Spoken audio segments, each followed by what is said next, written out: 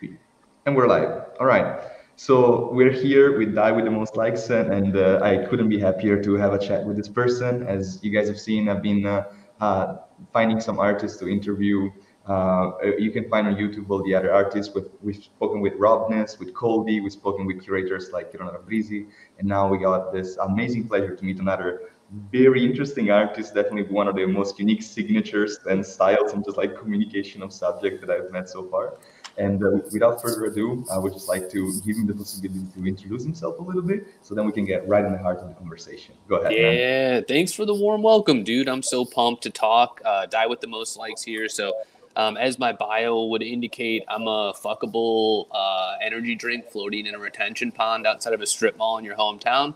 A non-award-winning artist, as I like to say, that just floats aimlessly, kind of a transient being, inheriting the decay and overall indifference of our demise of humanity. So that's kind of it. But yeah, dude, it's been a cool ass journey, dude. I'm stoked to talk to you about some of the works and just field any questions or just if anybody is watching and wants to ask anything, it's gonna be fun as hell. Yeah. So just to also showcase it, anybody who goes on YouTube and sends a message, we can actually show the messages. So I invite everybody to go on YouTube and ask us anything they want. All right. So that's it. I would like to go first through first part very, very briefly, because I think that the best conversation will come after. Just understand, before NFTs, more or less, where were you? What was going on in your life, artistically, not artistically? Like, what influenced you to get into NFTs with this type of communication? Yeah, well, I've been making digital art for about 7 or 8 years, and really, it was a function of me making too much physical art, and it was like my wife and I were more or less suffocating in my physical art because nobody wants it. Like physical art is tough to sell. Like I now have a place where I've been painting shit. So like I've got like I paint fucking weird, acrylic stuff about the same kind of sadness, the same kind of style and whatnot. But I feel like I can communicate it a little differently with the physical stuff. But it was more a function. Yeah. So like it was a function of necessity, really, because I was creating so much and there was nobody who really wanted the art. So at a certain point, I was just giving it away in Chicago. Like I would just go down to the park and I would just be like, hey, like you can give me $10 or you can like just take it because it's not being hung up in our house. So, I'd rather have people fucking enjoy it. So I said, fuck it. It was like an awesome way to just like meet community people and just whatever. And then I work a day job. So I work just more or less creating digital waste that just like fuels people's inboxes, that just sucks ass, and essentially wait for the day that, I eventually just decompose enough to become lubricant for the next carry-on to take my place in my desk chair. So like, that's the part that is the insane part about this NFT journey has been like, the prospect of dying alone, doing something I hate is kind of evaporating with like, being able to hang out with the community and like being able to create stuff that people actually, resonate with and whatnot. So it's been pretty fucking sick. Listen, we're completely in line. So I made a copy. So I made a book about my experience into getting into NFTs, and it's limited 50 copies. I've given them to like a bunch of artists that I really like. If you ever get a chance to meet in person, I'll give you a copy, because if you read the intro, literally the same shit. we'll do a trade, dude. Because I wrote a book called PowerPoint Eulogy, which is the same, where it's like essentially somebody works at a company for 60 years and the only thing they have to offer him when he dies at his desk is that he's like mourned by his indifferent coworkers by just a PowerPoint where it's like, hey, here's what he did through his 60 years. And it's just super sad and pathetic that he just dies at his desk without anybody really noticing. Well, I love it. I love it. I would like, so let's organize this. So let's do it. Yeah, right. For sure, dude. Wait, you're in the US, right? Yeah, I'm in Indiana, so a lot of my work, focuses around that kind of upbringing in northern Indiana, where like a lot of the cities here, I don't know how it is in Italy, but like a lot of the cities here become kind of indiscernible in some ways, right? Like it's a cookie cutter cutout where it's just strip malls and chain restaurants that, are the same across thousands and thousands of cities. So I like to explore that, like that kind of weird, I don't know what the word is for it, just weird spread of cultureless void, I guess, is the best way to describe it, that we seem to enjoy and really consume a lot of. Yeah. I lived in America for 4 years, so I totally understand what you're saying. Where were you living?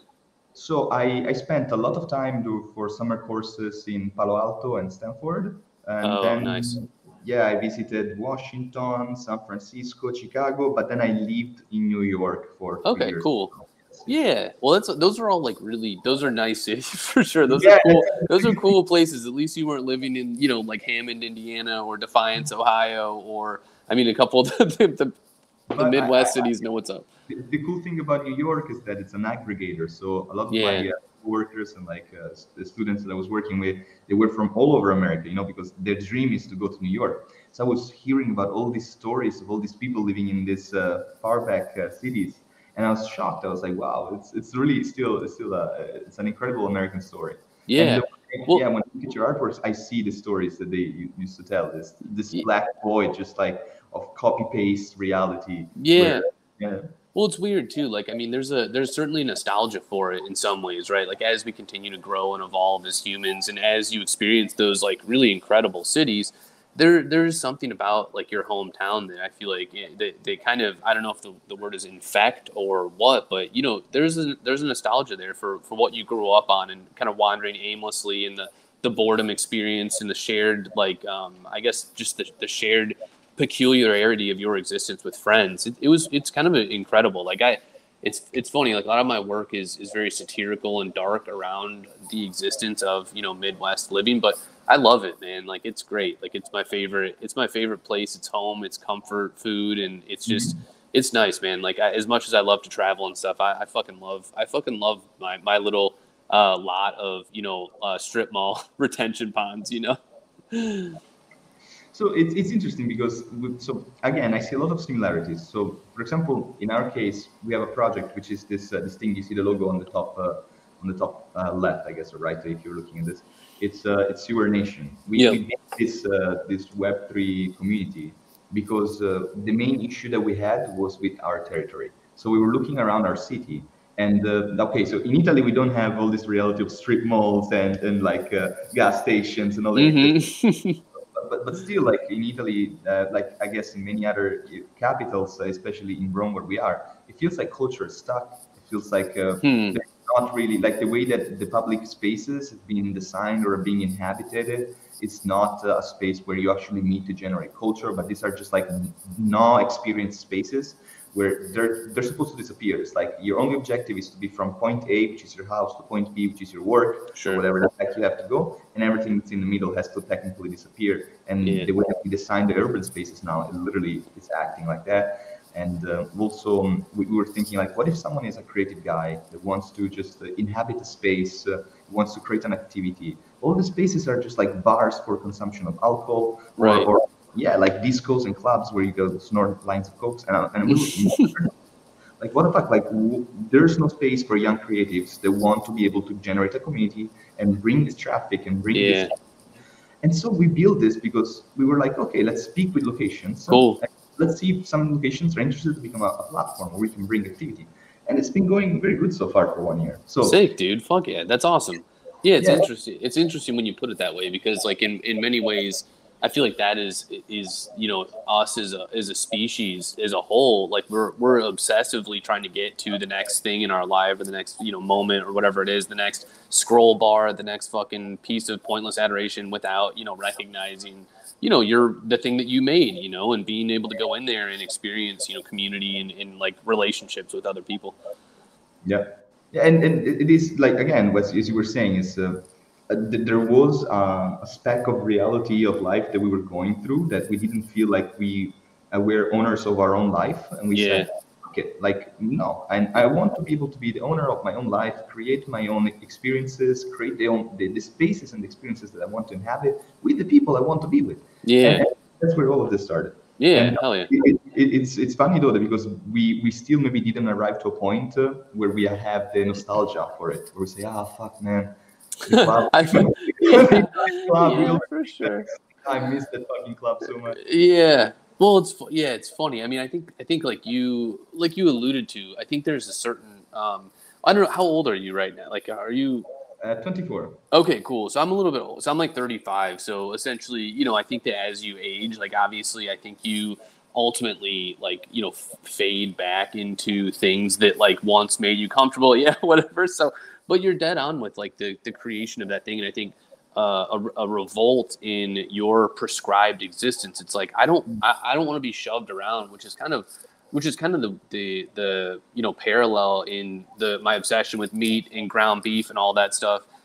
Just because more or less like that's in many times just our existence is being pulverized into animal parts, formed into patties or whatever it is, cooked, eaten, shit out, reformed, and then put back on the fucking grill. And it's like, I'm done with this cycle, like I'm going to make something that like maybe could be reflected on or considered differently instead of just that insane cycle of consumption that I think we all experience as human beings.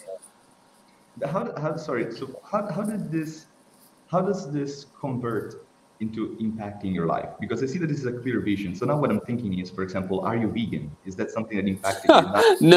No, I am I'm meat. So I don't eat a ton of red meat actually. Like, I mean, I enjoy meat. I don't like, I'm not against it or for it. I'm kind of indifferent to it.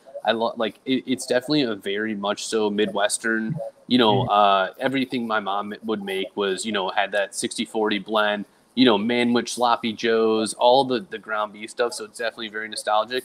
And I do enjoy it quite a bit, but I think that I'm more obsessed with one, the absurdity of the existence of it in itself, where it's like, that's how we chose, again, how to display an animal is just in these like weird pulverized pink spaghetti wrapped in plastic at a grocery store. It's like, sweet, I'm going to get this huge thing of mixed parts and then like fucking eat it, I find that to be like just comical to have that be your legacy. And then secondly is the parallel between ourselves and just being a meat hunk, and just being shoved around on a butcher room floor, waiting to soak up other meat hunks and just be fucking shoved down the gullet of some like, alcoholic butcher. So that's kind of where my obsession comes from with that. And then of course it's transcended into like, I make a new good meat every fucking morning where it's just like, I think the comedy in that is, observing things that people really love and then having it be like, well, I think we would love it more if it was made of meat, right? Like that just makes sense. Like what about if this had just beef in it? Like it just makes sense that we would love it more. So I find that to be like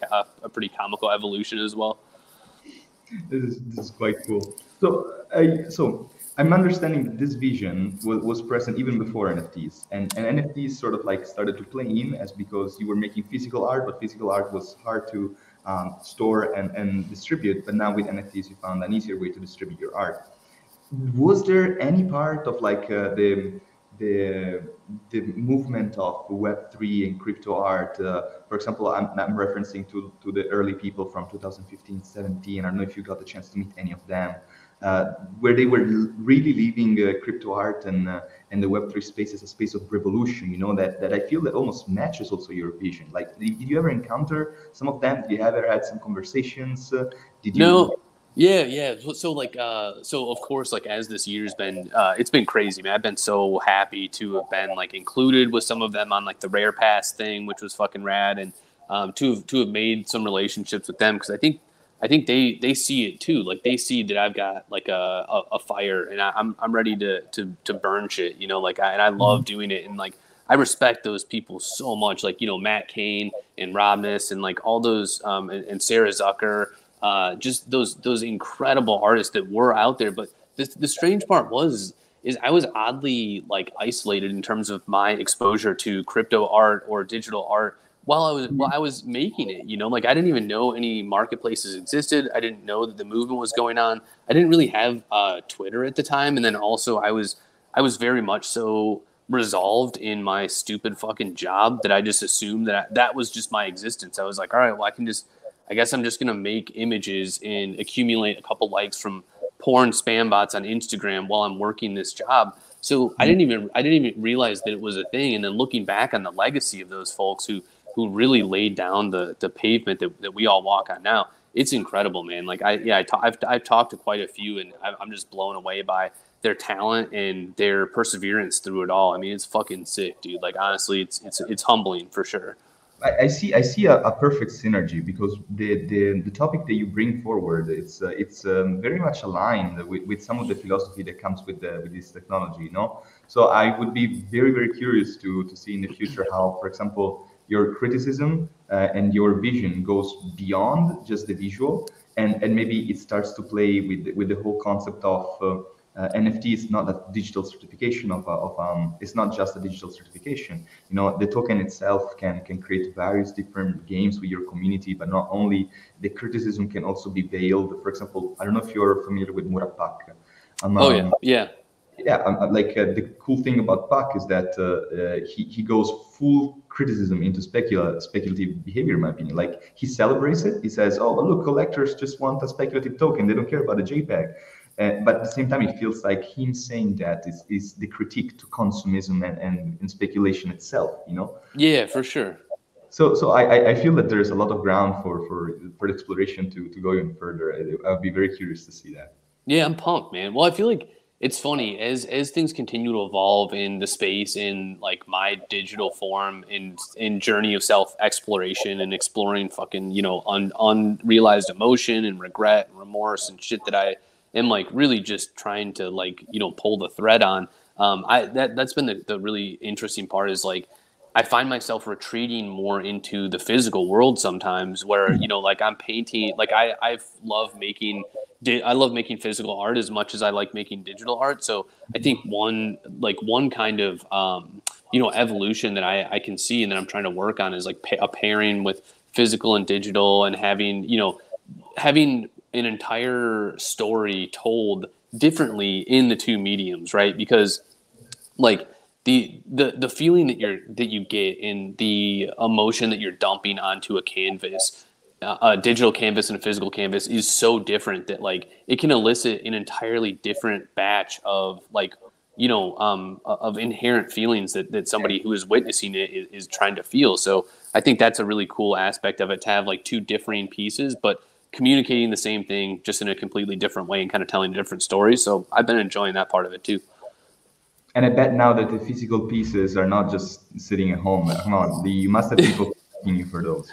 Yeah, for sure. So they it was hilarious. I have a piece with expanded art, the Misa Art Gallery in Berlin. I'm gonna have 3 pieces there.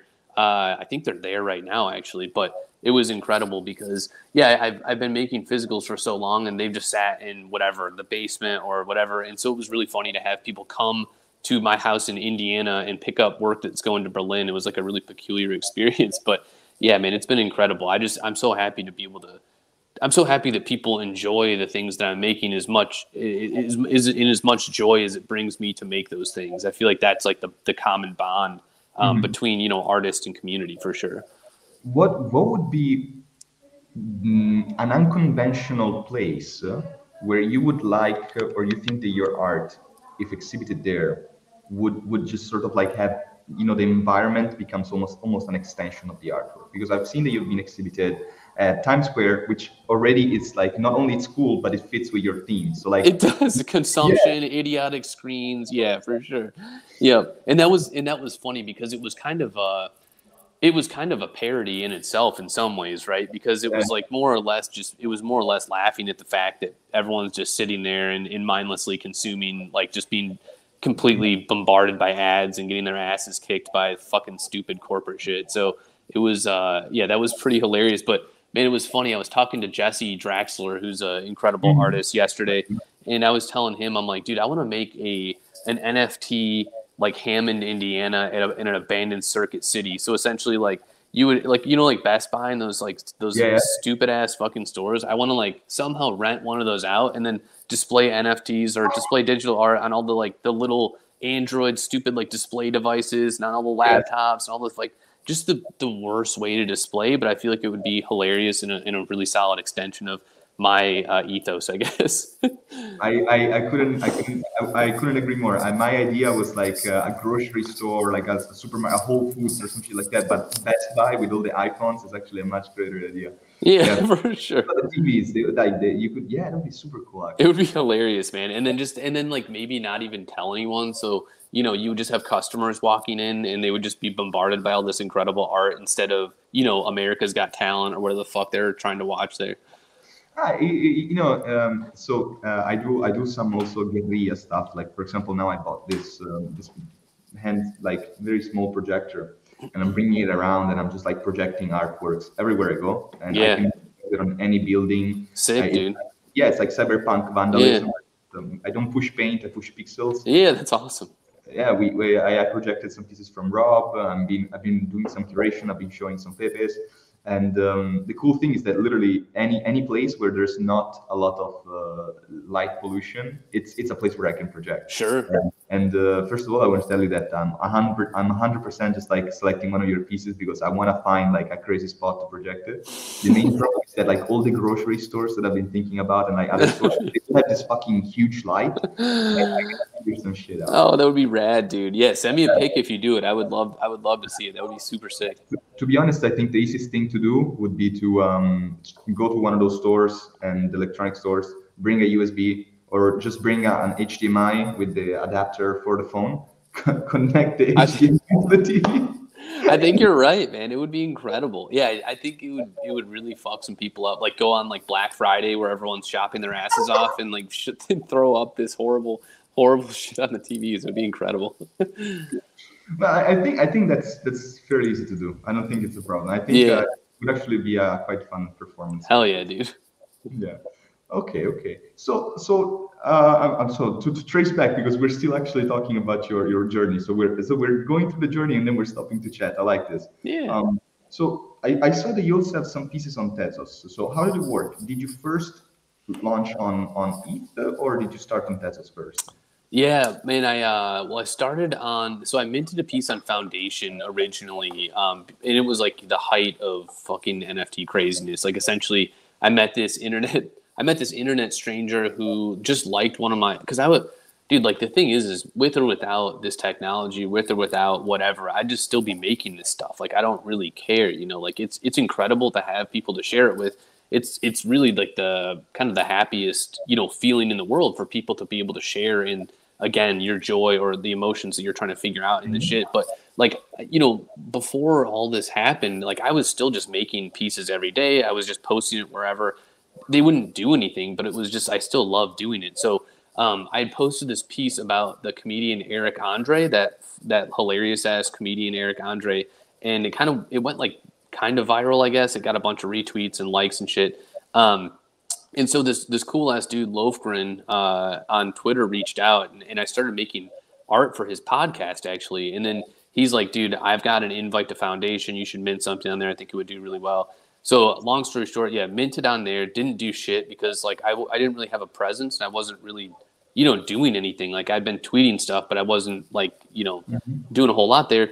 And so it sat there and I was like, whatever. And then I went on to Hic et Nunc, which was, I think that it was more or less like, me distilled into digital form was Hic et Nunc. It was rad as fuck. It was always breaking. You couldn't even tell if you were selling shit or not. It was strange. I always describe it as though like it was a bunch of artists who were like tripping balls and puking into the same porta potty restroom. And then like everybody was forced to kind of endure our, the overflow of our excess and the creations we made. So then that started getting crazy. And then, yeah, essentially I made a piece for Art Gnome. Shouts out to Art Gnome, the incredible, what is it? The unsaleable Art Gnome, who's just an incredible dude and a friend of mine now. He bought Art Gnome. Yeah, Jason Bailey. He's with Right Click Save. So he bought a piece of mine and tweeted it, and like it just went nuts, dude. Like everybody started just like buying all the Tezos stuff, and then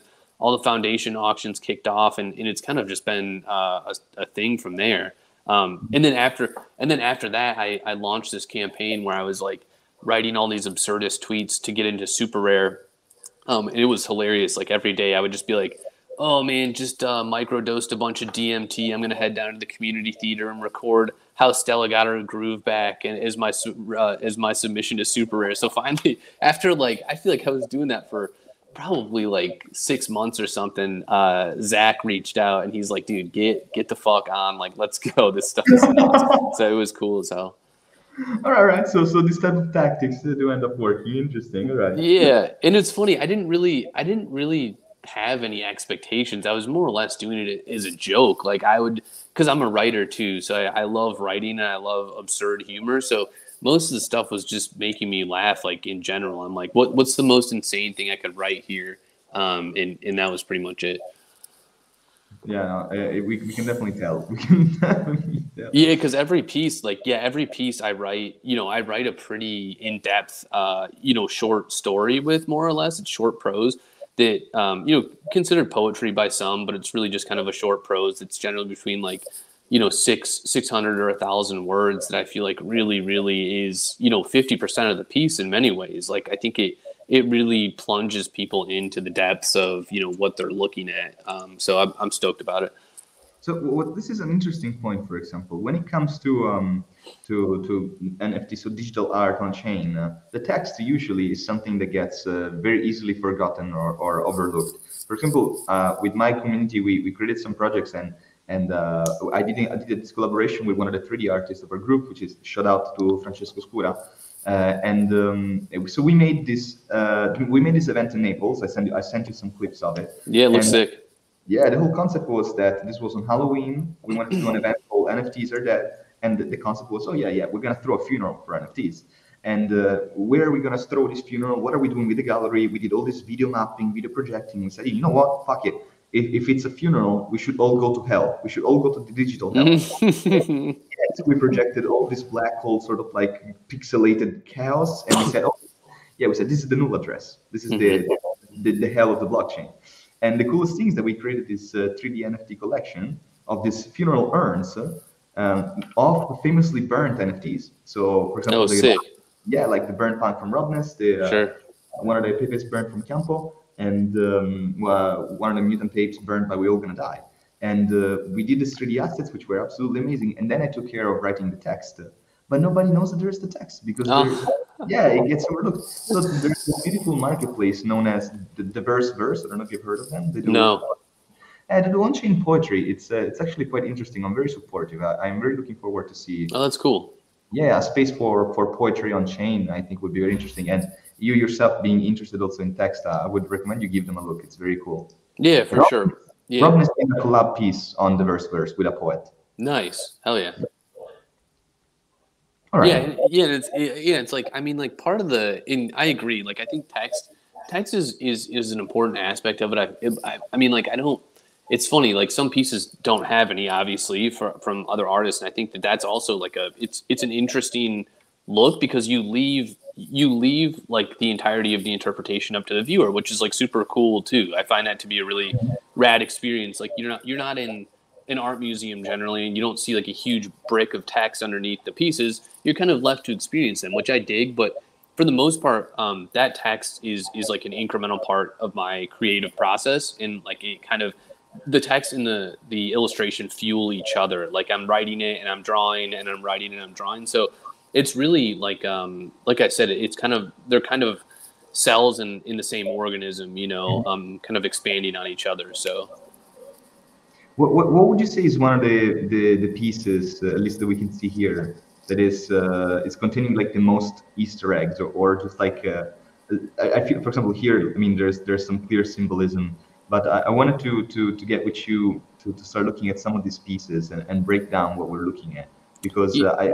I was gonna say when the circus came. Well, regarding the inhalation of failing dreams is also very solid in terms of like Easter eggs and stuff, or like the writing behind it.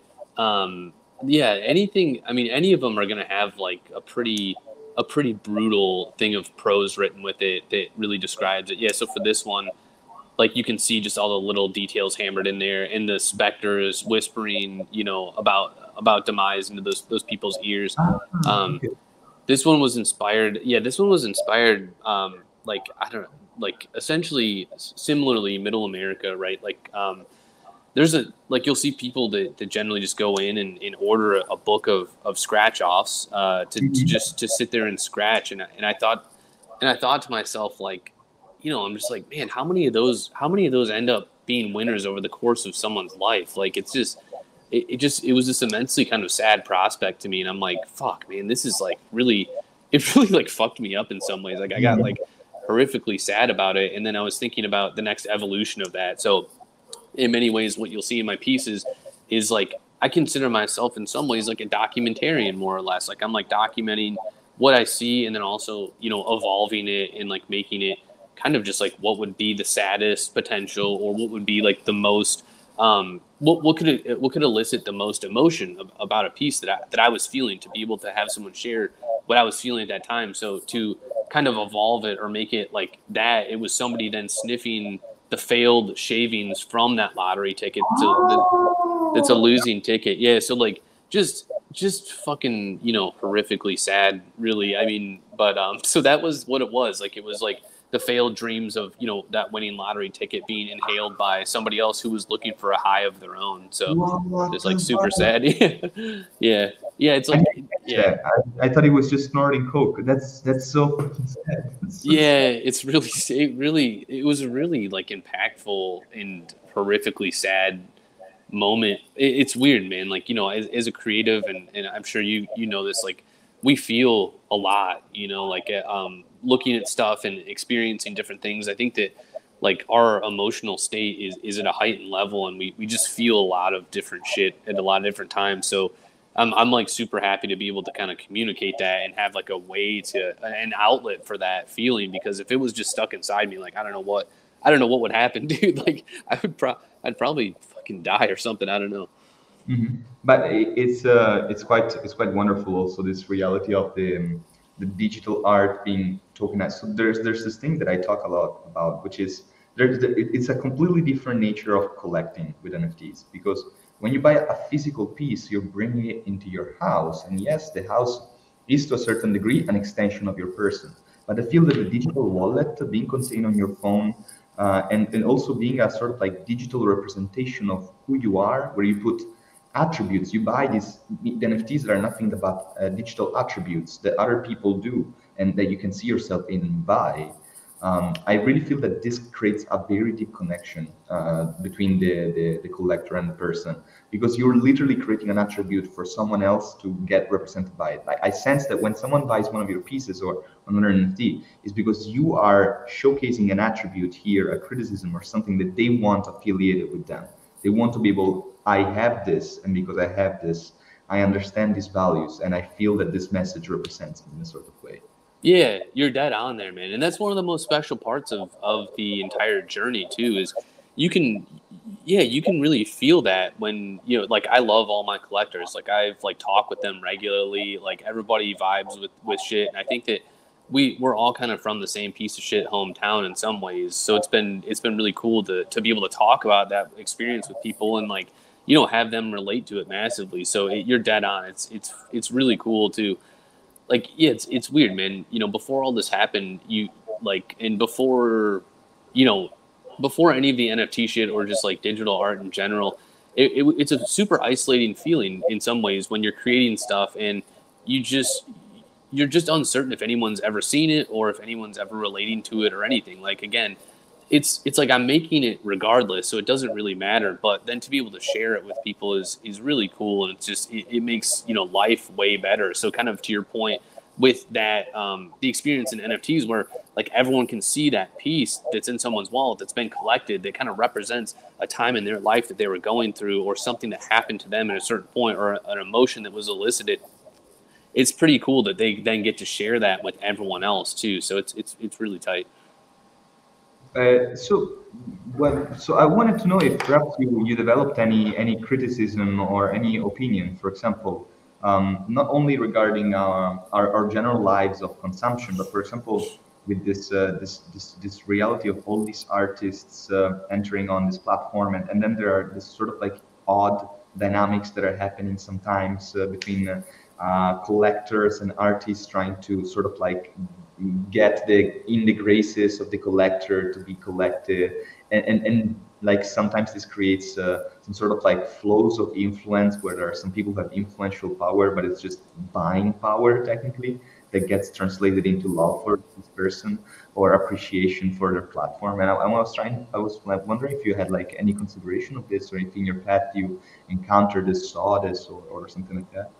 No, yeah, not really, man. Honestly, I mean, it's a great observation, I feel like, but in many ways, like I tend to try and just exist outside of whatever is happening in that way, where it's like I'm just making fucking meat, I'm making absurdist shit, like even during when all the SBF shit was happening, you know, with Yeah, FTX and stuff, I'm just yeah, like I don't want to fucking talk about this, you know, like it's just everybody's talking about it. It's just like I'm just like I know that it's super tragic and that it happened, and but I'm just like, dude, I just want to make weird shit and like pull people from whatever reality they're living in just for a minute and have them like experience, you know, laughter or experience like the absurdity of our own shit, you know. So I think that's really it. Like I haven't had any like I had a piece yesterday. I think somebody posted like some scam where they're like, I'll only collect artists who buy this like nifty Dream Pass or Yes, yeah. NFT Dream Pass or something. So I made an absurdist like interpretation of that. That was essentially like, I'll only buy from artists who opened for the band Creed and who like took their face off and exchanged it with their arch rival to save humanity and shit. And people seem to get a huge kick out of it because it's just like, yeah, man, we're living in an insane time, and to not like look at it and say this is fucking insane is nuts in itself. Like it's hilarious. Like I think we need to laugh at this shit, and that's the thing with a lot of my pieces.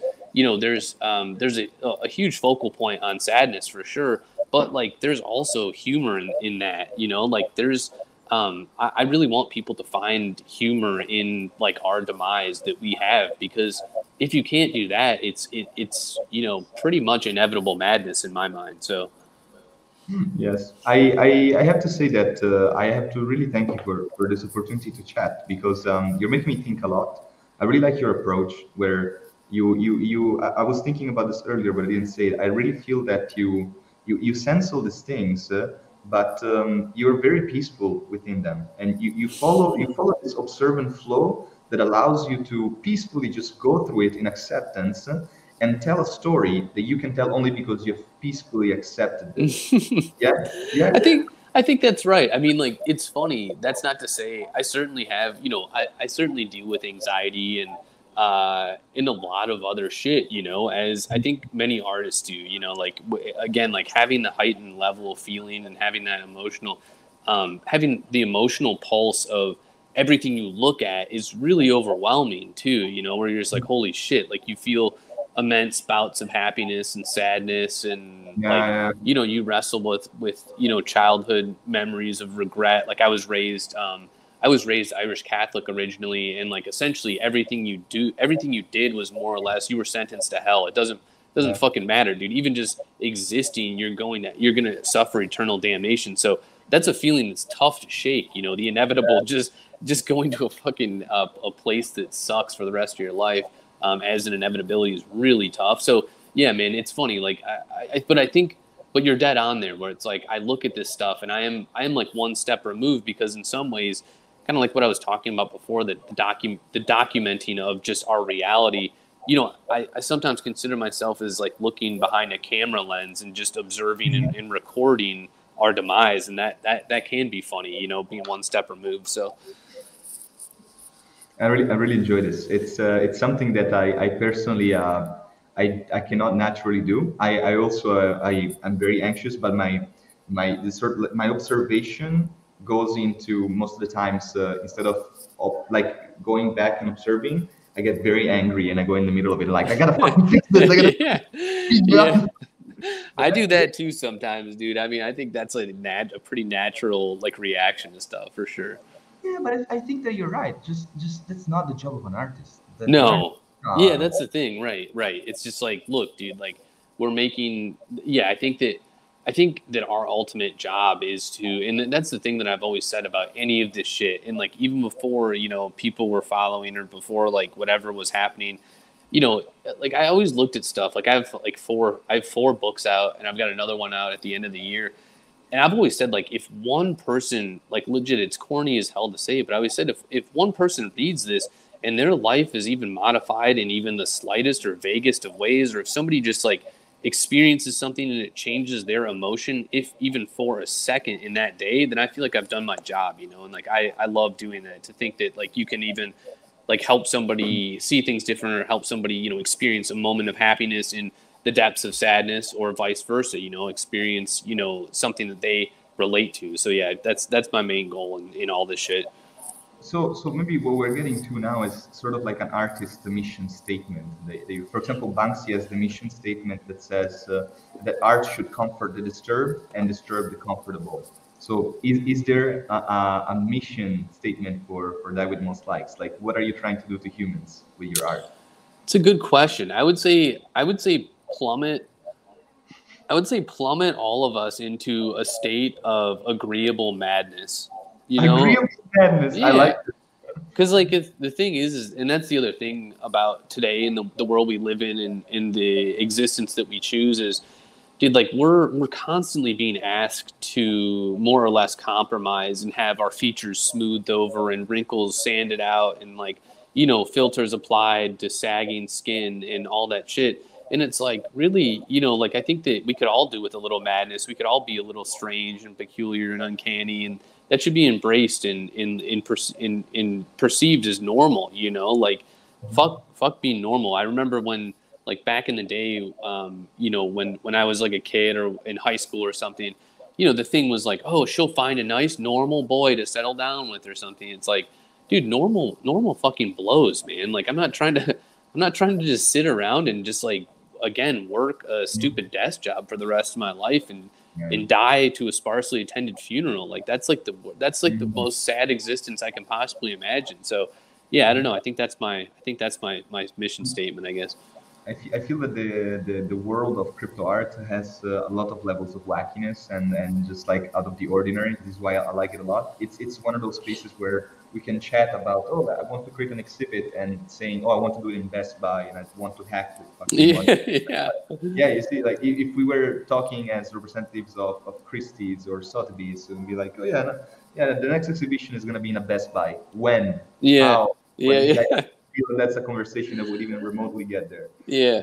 And I see a lot of fun in this, and Hell yeah. it's very freeing. It's very freeing. Yes, I Yeah. have to admit that I, as an artist, everything I've done, I've never chased any gallery to get it exhibited because I'm not interested in being exhibited on white wall exhibitions or Yeah. just like exhibits. Yeah. And, yeah, and the cool thing is that this form of sort of like protest and criticism, I was like, I need to stop talking shit. I have to start making stuff. All right. Right. For sure. I think it's like, yeah, it's equal parts. It's almost like equal parts talking shit and making stuff. But you're right. Yeah. Like, I mean, it's easy enough to fire off whatever, like a tweet or like a criticism about something. But yeah, it's way more difficult to deeply explore that, or what's the, or you know, why does that criticism exist in the first place? Or, you know, yeah. So I think you're right there for sure. I wanted to ask you a couple more things, and then I think we're almost done. Yeah, And for sure. It's about, for example, so Andrea Chiampo recently recommended a lot of very good artists that we started to follow and we started to check out. I wanted to ask you if you could recommend us 3 artists that you would chill until then. Man, that is a really solid ass question. Let me think about it. Well, one, dude, I'm a huge Ben Zank fan. Like, I don't know if you know Ben Zank, but he's fucking awesome. He makes these like absurdist photography pieces that are like hilarious and very insane. Summer Wagner is another incredible. I think Summer made the best piece that I saw this year, actually. She made this crazy piece about it more or less embodied Midwestern spirit. It was like a woman sitting with or slaughtering a deer outside of this like rural house in, you know, Illinois. It was so rad. Like one of the most incredible pieces I've seen in a long time, and I sat with it for a very long time and kind of dwelled on it. Trying to think about the third one that I would recommend, that I would chill on. I don't know. Fuck. Yeah, let me think on it. Let me think about the third one. I mean, there's so many incredible. There's such an insane amount of incredible artists out there that it's tough to say. You got people like obviously Sky Golpe and Jesse Draxler and you know, Xerox on Hen is fucking incredible. Luis Ponce is insane. I mean, there's the amount of incredible art out there is it's overwhelming. Hold on. For example, Sky Golpe, he has a very interesting method of operation, which is his signature and then collabs. Mm-hmm. Like I wonder the heads by Skygolpe collab with Die with the Most Likes would be. It might, dude. It might be coming, man. So I'm really good friends with Sky Golpe. He's like he's awesome. He's an incredible dude, incredible friend, and he helped me a ton in my journey in this fucking shit. You know, like he was always like able to talk and like figure shit out, the strategic side of things and all that. So, dude, huge shout out to Sky Golpe. We may do a collab at some point. I would love to do that. I highly ship this. I think it would look amazing. Mm-hmm. People would go crazy about it. Hell yeah, dude. So we got one question from one person who was following us until now. Maybe if we can just very quickly give him an answer, and then I think I can definitely abandon you to go back into being into plunging into an agreeable method. Sounds good, yeah. So they're asking, do you have any advice on how to balance consuming content and getting things done, both as an artist and content creator in general? Man, well, my like go-to phrase is create nothing, consume everything. So just giving up on creating and just sitting there and being an idiot consumer is like my best advice. But no, I'm fucking around. It's like, it is an interesting balance. It's a frustrating one that's really difficult to figure out because on one hand, we're more or less required to be omnipresent on Twitter, like where you're like fucking everywhere, else you get buried and you become completely irrelevant. It's always there. Yeah, it's right up there. And on the other hand, yeah, like you need that space to create. Like I think that one of the biggest recommendations I could make to digital artists, honestly, is to explore the physical realm in some way. Even if you're not doing anything with the paintings you're making or the sketches you're making, at least you're fucking away from technology, dude. You're not staring at a screen. So like in some of those moments where I'm in my basement blasting metal music and making an acrylic painting, I don't have my phone or anything. It's just, it's away from me. I don't worry about it. I'm completely consumed in the painting, not consumed in anything else. So I think that's a really good way to balance is like going into that physical world where you're not, being tempted or being consumed by the thing that like you're creating into. So it's a great question, but that's a solid recommendation, I think. Explore the physical realm.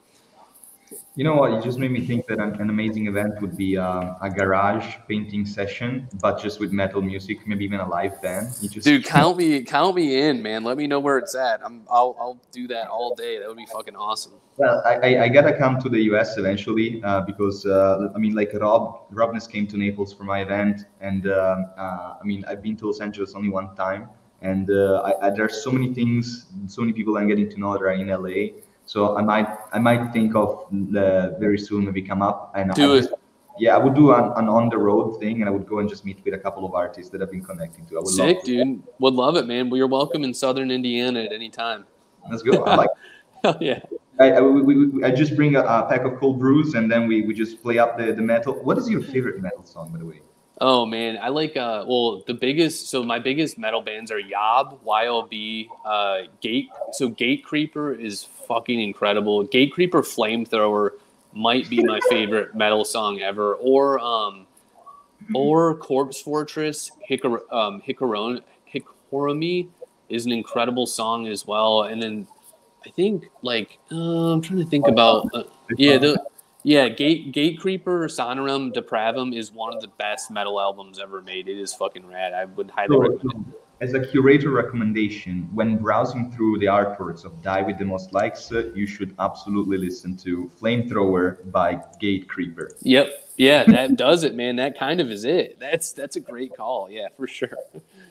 All right. Thank you so much for being here with us. And thank you for everybody who was watching and for everybody who was watching this recorded. And as always, I can't wait to be here again. And I'm getting to meet some amazing people. And I love the chain of recommendations. I will follow up with some of the artists you said. I would love to get to meet them. Eventually, we got to get Sky Golpe in here too. So fuck yeah. I chatted with him a couple times. I gave him the book. He got to come to this. Cool. Fuck yeah, man. Thank you so much. That was fun as hell. Yeah. All right. Later on, dude. Cheers. Cheers.